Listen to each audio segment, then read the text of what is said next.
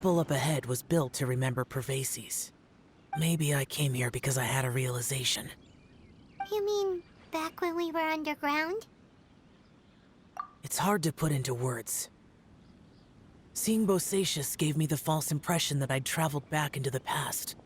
You could dress up the Yaksha's life and call us valiant warriors, veterans of war. But the truth is, we are slaughterers, and nothing more. For Bosacius, perhaps dying in the heat of a great battle was no tragedy. And perhaps the same is true for me. After living so long, to die in the act of saving others would not have been a terrible thing. So maybe these thoughts are my own form of insanity. Hey, don't say that. Oh yeah, Ushi wanted us to tell you. It's very important. Ushi said he has the power to exorcise demons, so people use him to fend them off. But after he met Ito, he's never left his side.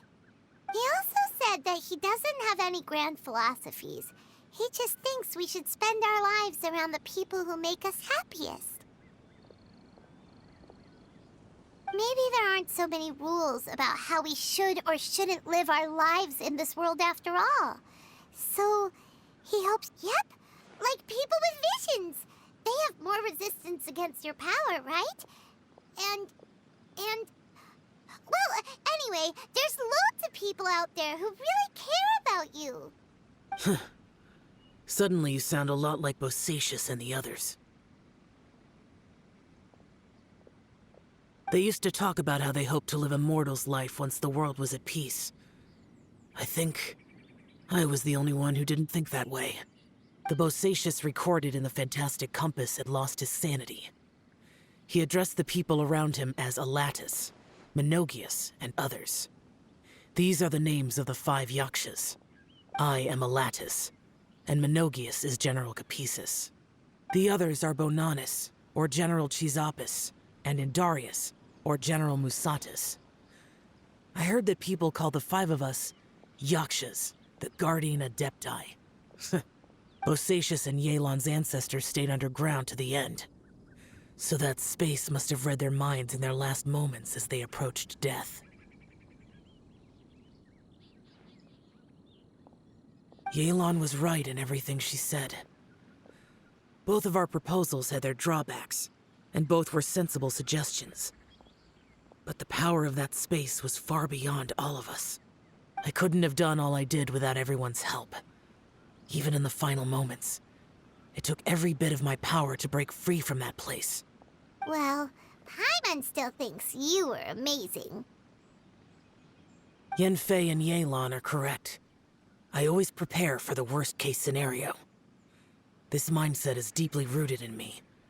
Even so, it was the most optimistic solution I could think of. If Rex Lapis hadn't saved me in that moment, I don't think I would have been able to escape.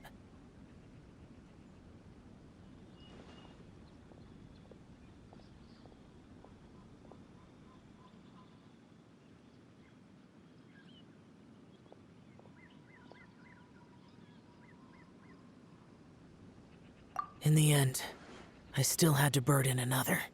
But that's how it should be, right?